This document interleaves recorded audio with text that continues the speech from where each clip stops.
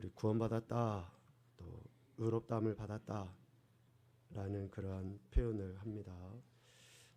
구원받았다, 의롭다라고 하는 그 표현을 골로새서 말씀으로 바꿔보면 옮겨진 은혜를 입었다라고 이렇게 이야기를 할 수 있습니다.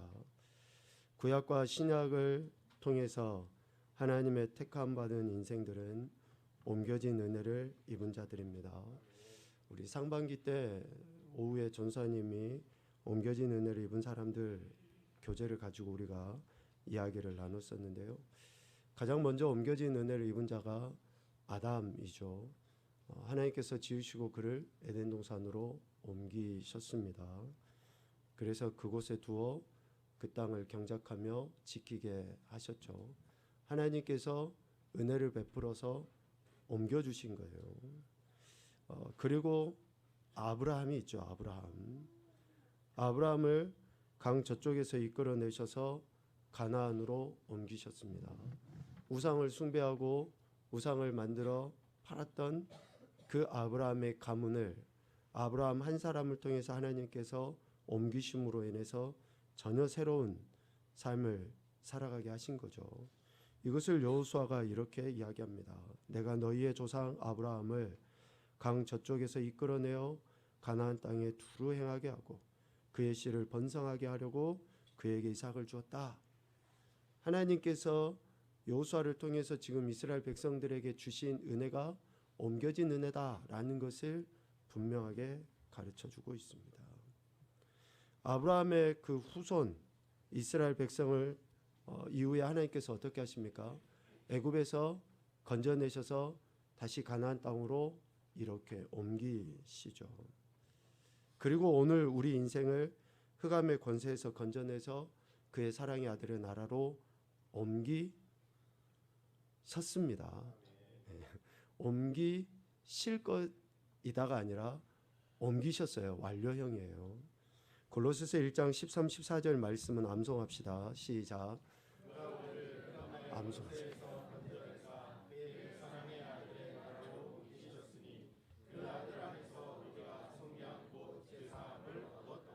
아멘. 좀 암송합시다. 그럼 안 보여줘야지. 사람들 눈 다 뜨고 땡그랗게 뜨고 다 쳐다보고 있는데 여기 앞에 화면이 센스가 조금 떨어지네요.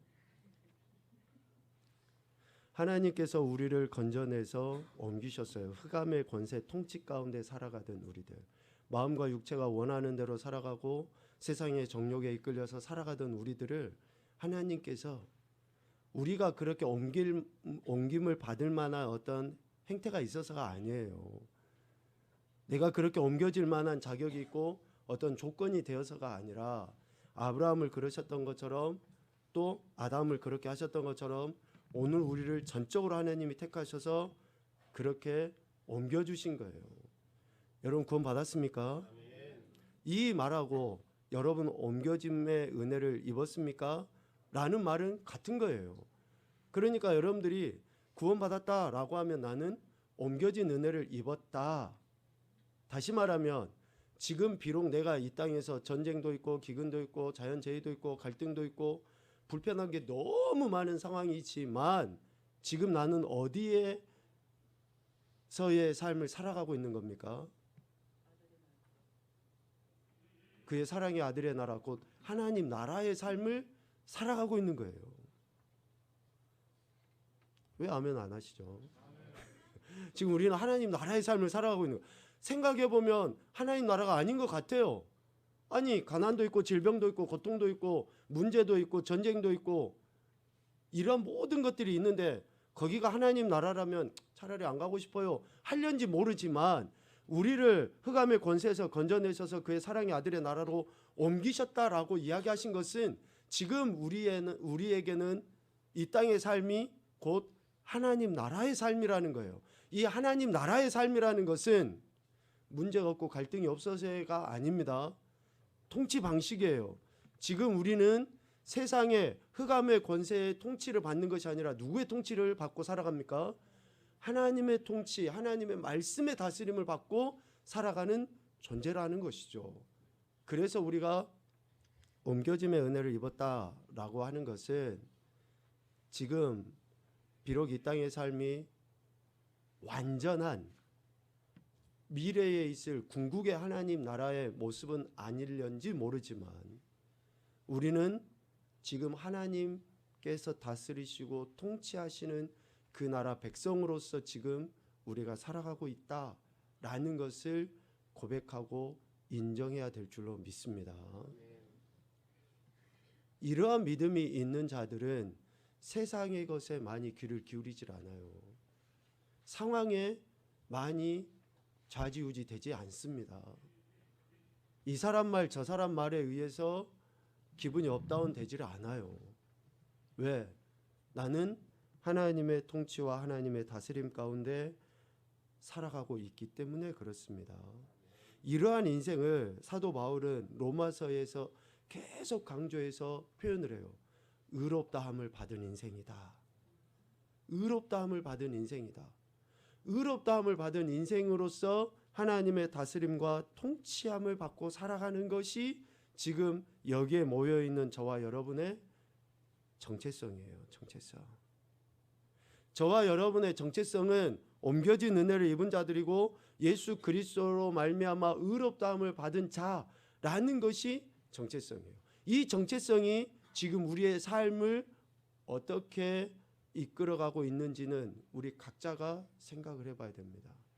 다시 말하면 내가 나를 다스리시고 통치하신 하나님의 말씀에 귀를 기울여 듣고 살아가는지 아니면 여전히 세상의 소리에 귀를 기울이고 살아가고 있는지를 우리가 생각을 해봐야 한다라는 것이죠.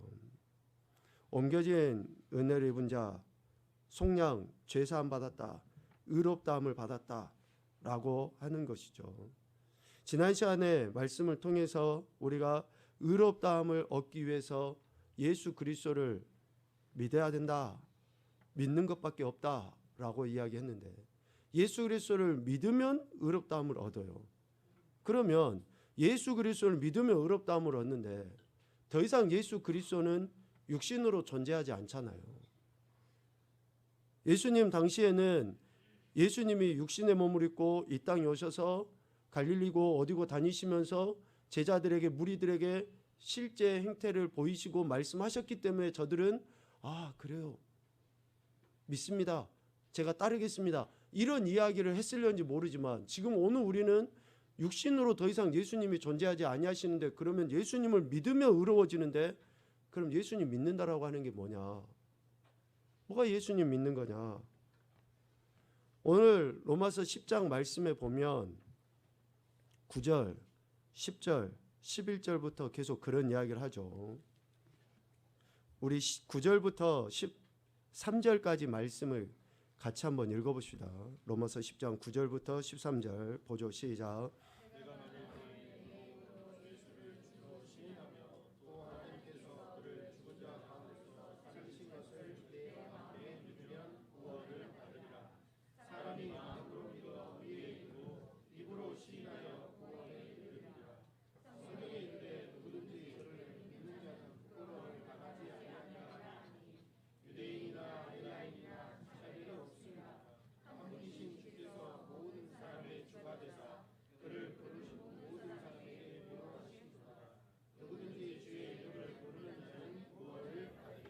아멘. 누구든지 주 예수 그리스도의 이름을 믿고 부르는 자는 구원을 얻는다라고 분명하게 말씀하셔요. 그러면 육신적으로 계시지 아니하는 주님을, 예수님을 우리가 어떻게 믿느냐? 라는 것이죠.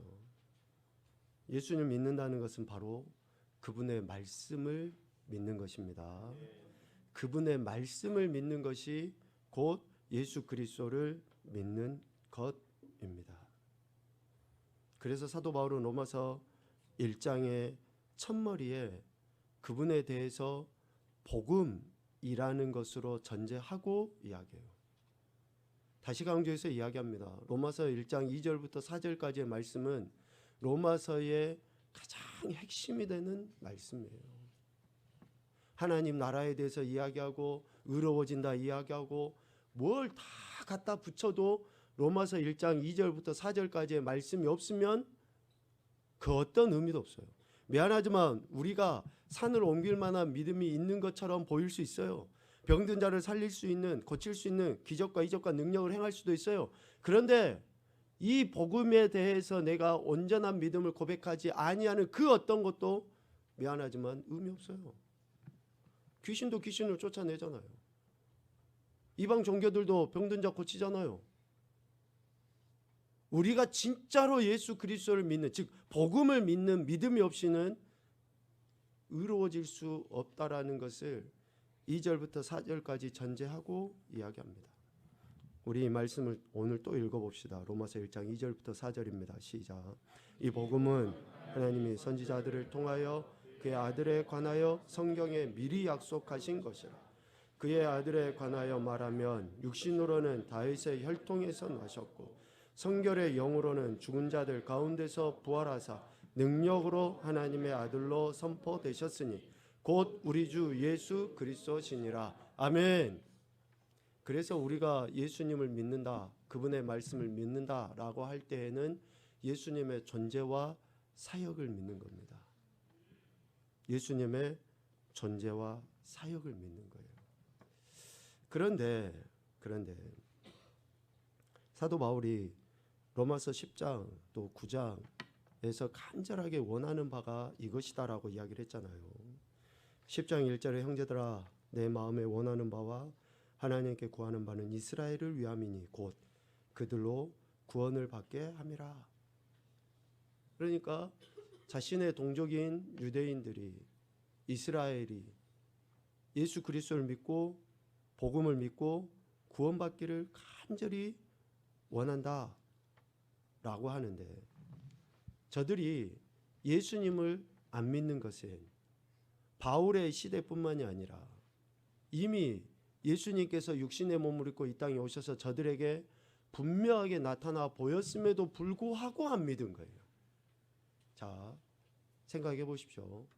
지금 저들이, 유대인들이 예수님을 안 믿는 것은 육신의 모습으로 보이지 않아서 예수님을 안 믿는 게 아니에요.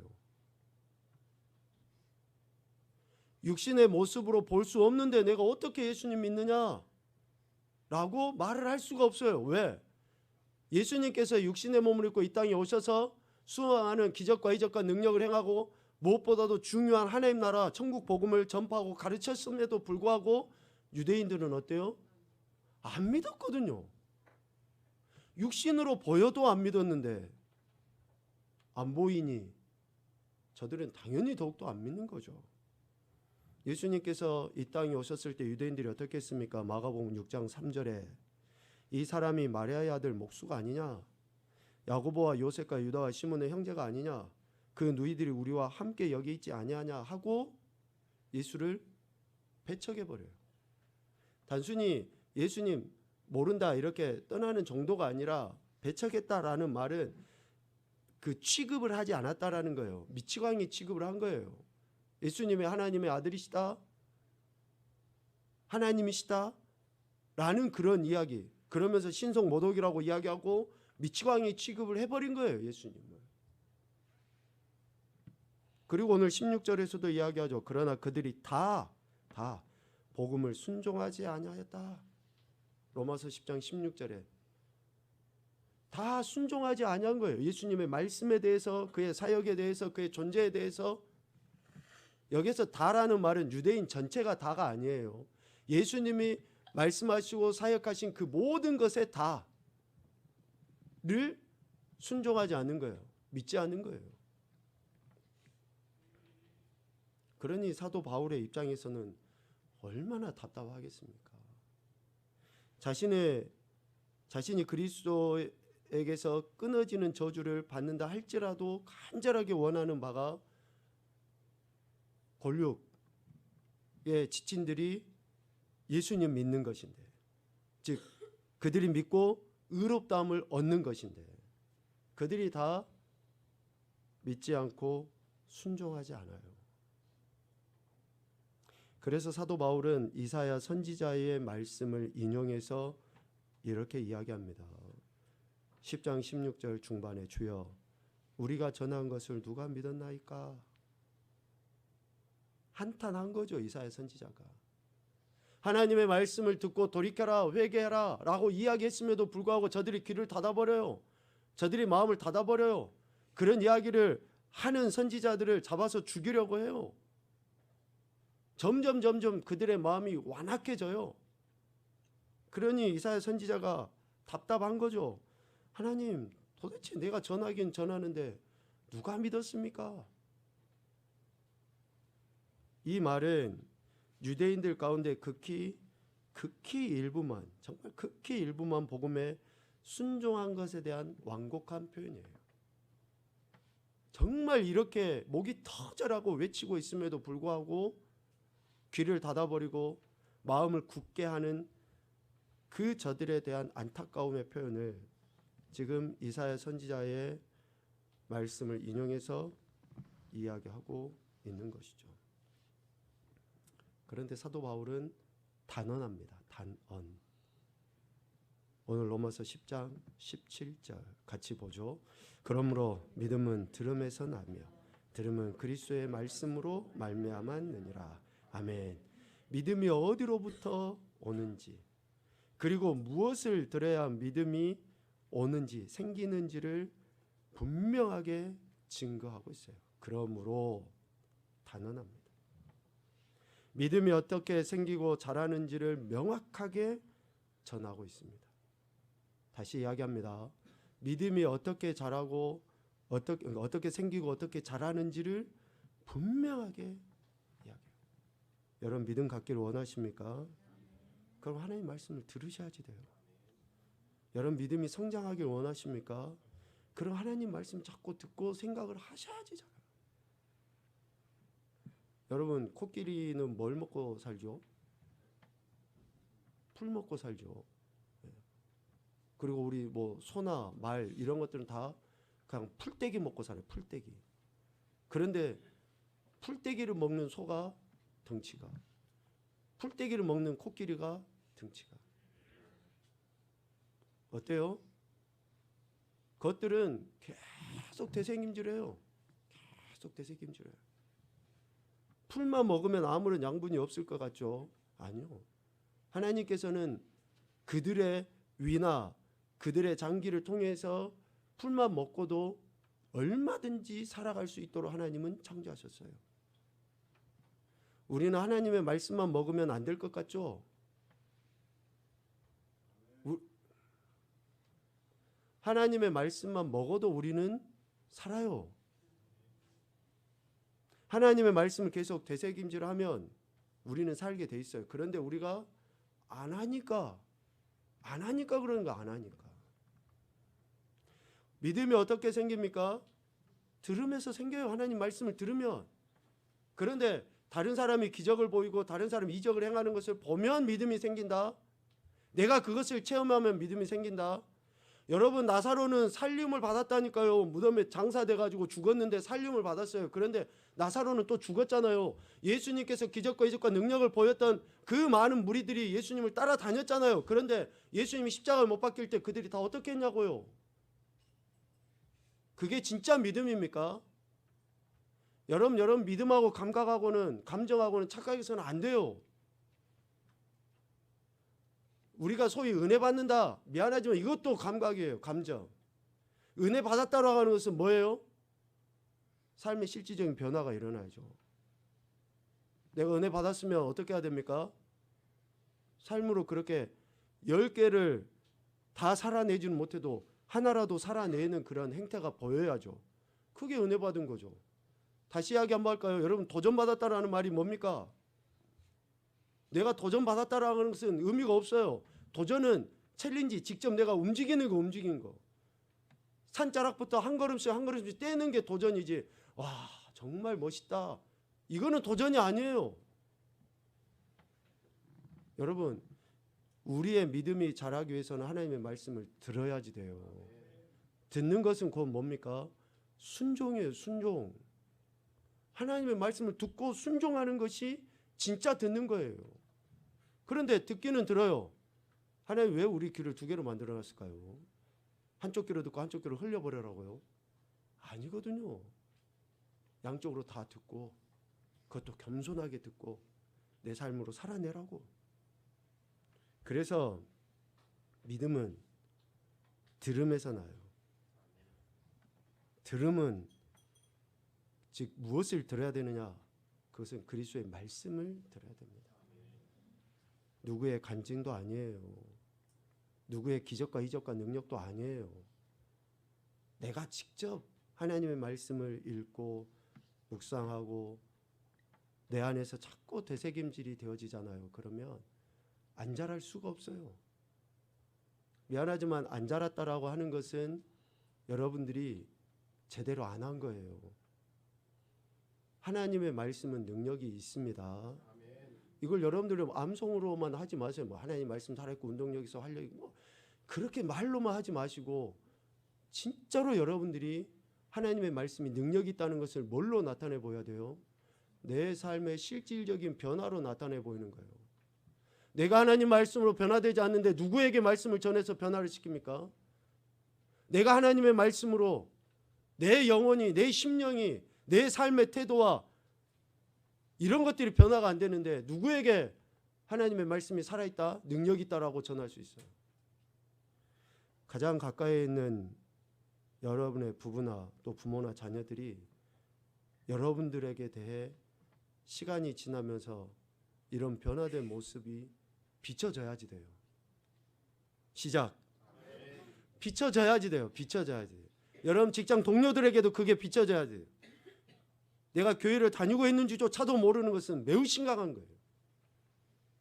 내가 그렇게 예수님 믿는다라고 하는 것이 저들 눈에도 변화로 나타나고 바뀌어져야죠.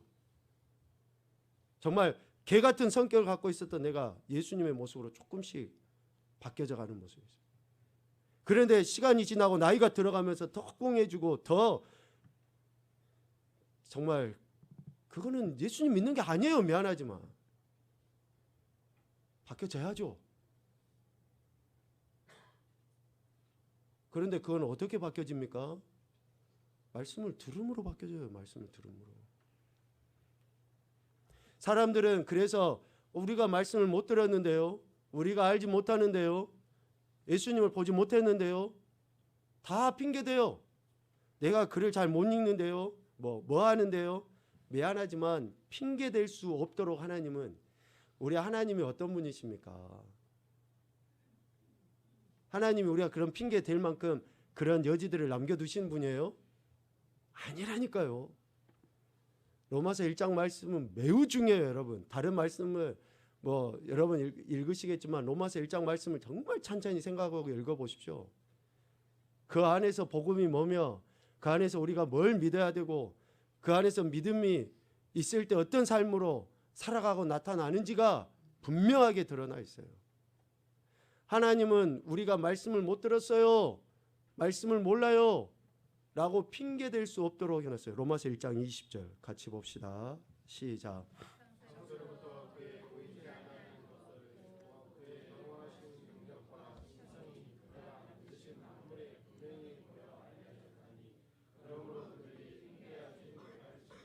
아멘. 자연 만물은 하나님의 속성을 그대로 드러내 보여요. 피조물은 그대로 하나님을, 즉 하나님 말씀을 있는 그대로 나타내 보여요. 그러니까 꽃을 보고 예쁜 상황을 보고 환경을 보면 어때요? 아, 하나님이 이런 분이셔, 하나님이 이렇게 지금 말씀하고 계셔. 우리는 다 알 수 있게 돼요. 그런데 우리가 하나님의 말씀을 들으려 하지 않기 때문에 못 보는 거예요. 우리의 마음이 하나님께 향해 있지 않기 때문에 그 자연 만물을 통해서 하나님의 말씀을 못 읽는 거예요. 못 읽는 거예요. 오늘 식사 교제하시고 또 이렇게 친교하시면서 하나님 음성을 들으시길 부탁합니다. 하나님의 음성을 거기에서도 들을 수 있어요. 여러분 관계 속에 있는 사람들을 통해서도 하나님의 음성을 듣게 돼요. 자연 만물을 통해서. 그리고 또 하나는 오늘 18절에 사도 바울이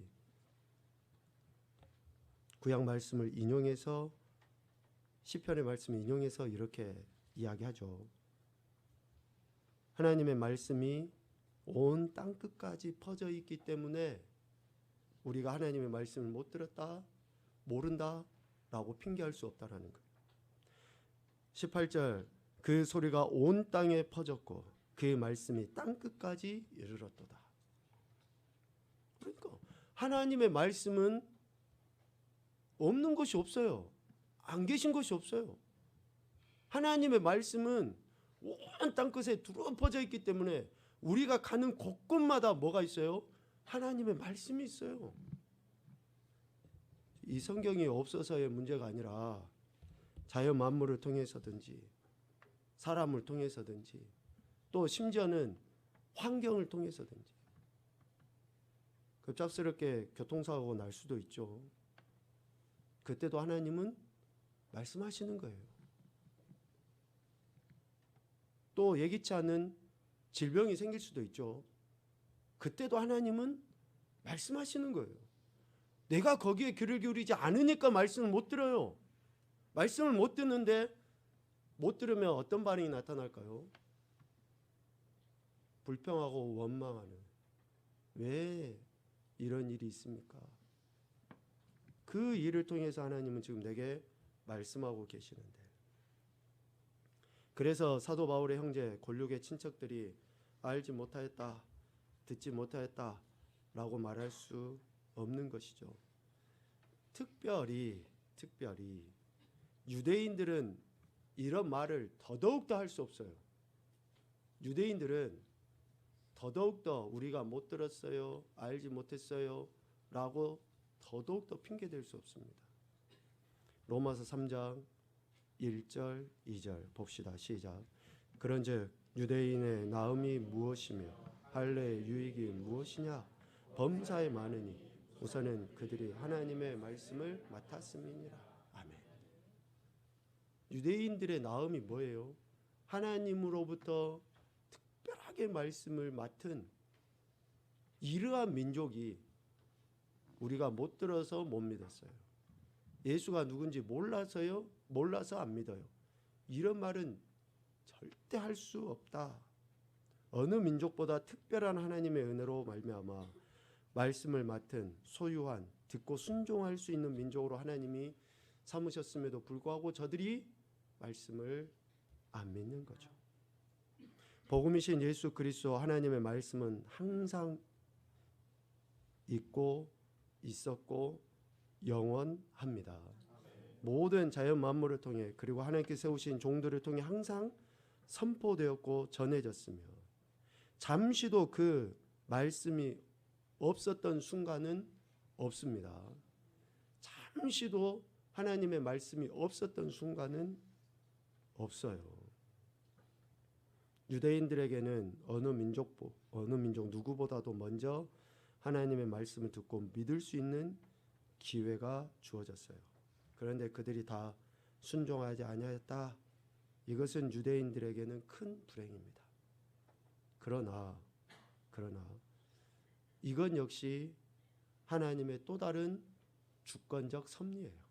참 안타깝지만 유대인들이 먼저 믿고 의롭다함을 받고 그 복음을 증거할 수 있는 도구로 쓰임 받을 수 있음에도 불구하고 그들이 다 순종하지 아니하였지만 이건 역시 하나님의 또 다른 주권적 섭리다.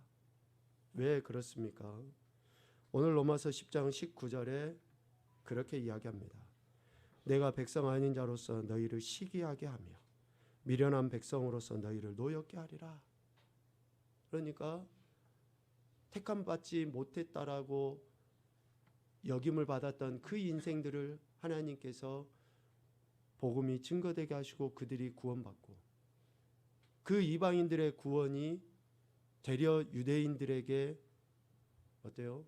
시기로 나타나서 그들이 예수님을 믿어야 되겠다라는 그러한 일들을 이루어가기 위해서 처음에 유대인들이 복음을 다 순종하지 아니한가.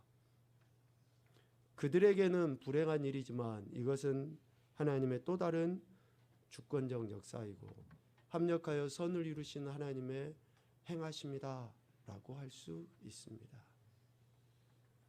그래서 구원은 1대1이에요. 지금 하나님이 내게 이야기하실 때 내가 믿고 순종함으로 의롭다함을 얻는 것이지. 하나님께서는 긍휼히 여길 자를 긍휼히 여기시고 불쌍히 여길 자를 불쌍히 여기시죠. 하고자 하시는 자를 긍휼히 여기시고 하고자 하는 자를 완악하게 하시는 거예요. 그래서 그들의 그 불순종으로 인해서 복음이 유대가 아닌 먼저 이방에 전파되게 되고, 이방에 전파된 그 복음이 다시 예루살렘을 향해 나아가 예루살렘이 믿게 되면 그때 완전한 하나님 나라가 임하게 된다라고 말씀하시지 않습니까? 그래서 지금 내가 예수 그리스도 안 믿는 거, 이것은 나의 문제지, 미안하지만 다른 사람의 문제나 뭐 우주적으로 큰 문제가 되질 않아요. 그러니까 여러분 생각을 고쳐 먹으셔야지 돼요. 내가 예수 믿어준다, 내가 교회 다녀준다, 이런 생각, 여러분 미안하지만 여러분 교회 안 다녀도, 여러분 예수님 안 믿어도 하나님은 여러분이 아닌 사람들을 또다시 택하셔서 하나님 나라, 하나님 영광을 드러내게 하신 것이지, 내가 아니면 안 될 것처럼, 미안하지만 그렇지 않습니다. 그래서 하나님께서 혹 여러분들 안에 어떤 이러한 그 하나님의 사랑과 은혜, 말씀을 깨닫게 하는, 또 순종을 요구하시는 그런 그 마음들이 들면 즉각 순종하십시오. 여러분들이 순종 안 하면 누구만 손해요? 나만 손해요. 나만 손해. 내가 순종을 해버리면 내게 복인데, 내가 순종 안 하면 뭐 어떤 일도 안 일어날 것 같죠. 미안하지만 세상 사람들도 이런 표현을 써요. 이거 없으면 뭘로 먹어요? 잇몸으로 먹어요. 하나님은 내가 아니면 안 될 것 같은, 그게 아니에요. 유대인들 아니면 복음이 증거되지 않을 것 같습니까? 아니라니까요. 하나님은 얼마든지 하나님의 뜻하신 바를 그렇게 하나님의 택하신 자들을 통해서 일을 행해 나가시는 겁니다. 그렇다고 하나님 유대인들을 포기하신 것은 아닙니다. 그들에게도 여전히 하나님의 말씀을 듣고 믿음을 가질 수 있는 기회를 끊임없이 제공해 주십니다. 오늘 21절, 이스라엘에 대하여 이르되 순종하지 아니하고 거슬러 말하는 백성에게 내가 종일 내 손을 벌려놓으라. 그들이 순종하지 않으니까 내쳐버리고 그냥 아예 하나님이 저들을 없애버리는 게 아니에요. 그 마음이 얼마나 힘들고 아프시겠습니까? 많은, 그럼에도 하나님은 또다시 그들에게 기회를 제공해 주셔요. 우리 에너지 소모하지 말자고요. 하나님께도 그렇고 우리도 그렇고 결국 하나님께서 택하신 인생들은 돌아오게 돼 있어요. 예전에 신학교 다닐 때도 그런 연세 지긋하신 분들이 늦게 신학을 하셔요. 한결같이 자기를 30대에 하나님이 콜링을 하셨대요. 그런데 그냥 이리 돌고 저리 돌고 하다가 50 후반 60이 넘어가지고 그때 와서 순종은 언제 해야 됩니까? 지금 해야죠. 지금. 하나님께서 계획하시면 하게 돼 있다니까요. 그러니까 한결같이 내가 한 30년 20년 전에 하나님이 부르셨을 때 그때만 했었어도 뭐가 바뀔 것 같죠. 미안하지만 똑같긴 한데 그때 순종을 해야죠. 그때. 하나님은 여전히 그들을 포기하지 아니하시고 손을 벌리고 계시기 때문에 그렇습니다. 말씀을 정리합시다.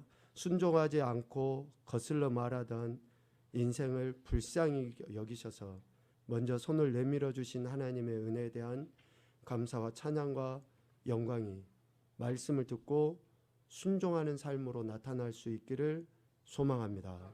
이것이 의롭다함을 받은 인생, 구원받은 인생, 옮겨진 은혜를 입은 자의 인생입니다.